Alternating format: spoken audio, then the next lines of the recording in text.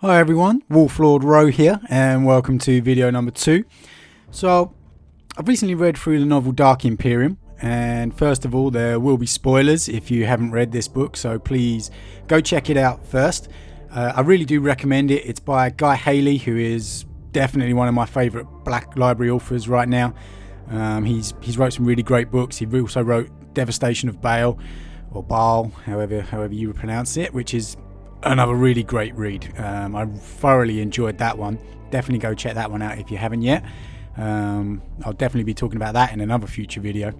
But anyway, on with this one. As said, the Dark Imperium had some great moments in this book, and that's what I'm going to discuss with you all today. The first of which is going to be the final thoughts of Roboute Guilliman as he was dying at the hands of his brother Fulgrim.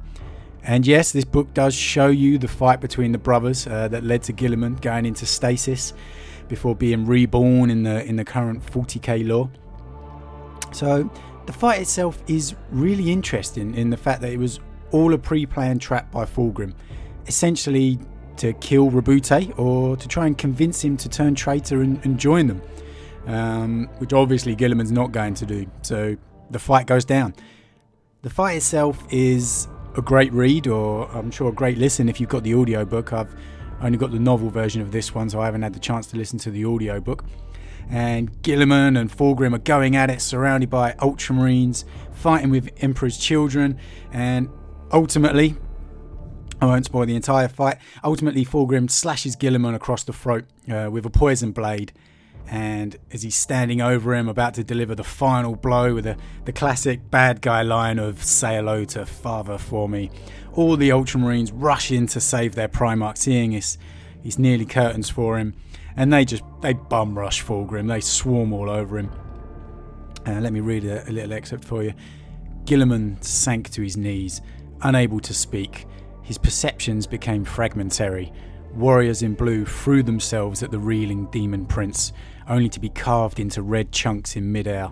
His sons tossed their lives away to spare a few drops of his blood. Now, I love that.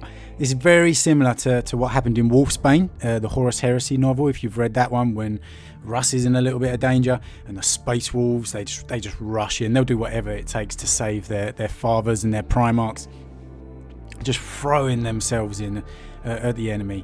And the Ultramarines in this case just throwing themselves at the demon Primarch in Fulgrim. You know, they know they've got no chance whatsoever of defeating this guy, but they just do it without any hesitation whatsoever. That's really cool in my opinion, the sacrifice that they just make. And for what's going through Guilliman's mind, well, names and faces flashed through his mind. So many bold and honourable men cast down by betrayal. His brothers unwittingly corrupted or undone by personal failing. Others slain. His sons dying in battle. So many of his sons. So he's thinking about his family, essentially. His brothers, everything that's happened. His sons dying.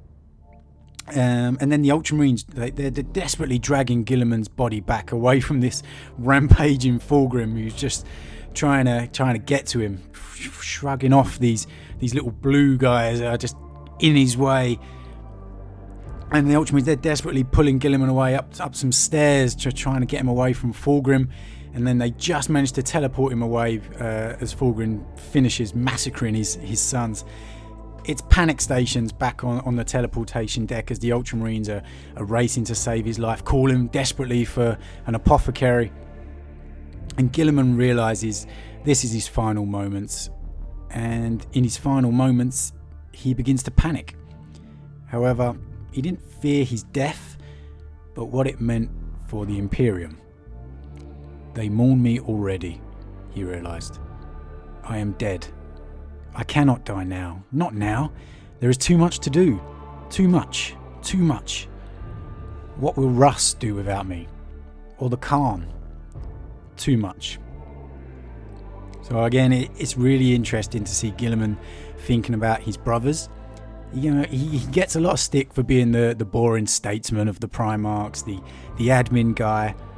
But personally, I really enjoy it when we get these little human glimpses of all the Primarchs and what they feel on the inside, their thoughts. Because yes, they are demigods of awesome power, but they are all still human on some level, and they all still have human emotions and feelings. Him thinking about Russ, what's Russ gonna do without me? And the Khan.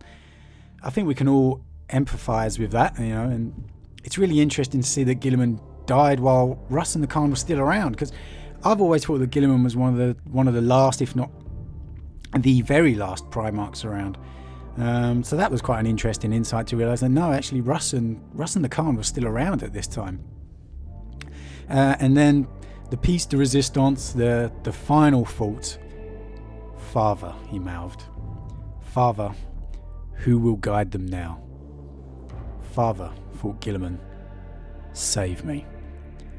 So he's putting out a prayer to his father, the God Emperor of mankind, to save him. I thought that was really, really touching, really moving. But we've seen a lot about the relationships the Primarchs have with their father, and how all their failings at the end of the day come back to the human level that maybe the Emperor couldn't quite account for in his such elevated status that he is. But Guilliman's final thoughts to the Emperor of save me were really interesting. So have you guys read the book? What did you think about it? Did you think it really gives you those great insights like I do? I really love these pieces. There's definitely a few more that I'm going to talk about in this book in a couple of extra future videos. But again, leave some comments on how you thought. What did you think of the death of Guilliman? What did you think of the fight between Thorgrim? I'd love to hear some other opinions and thoughts.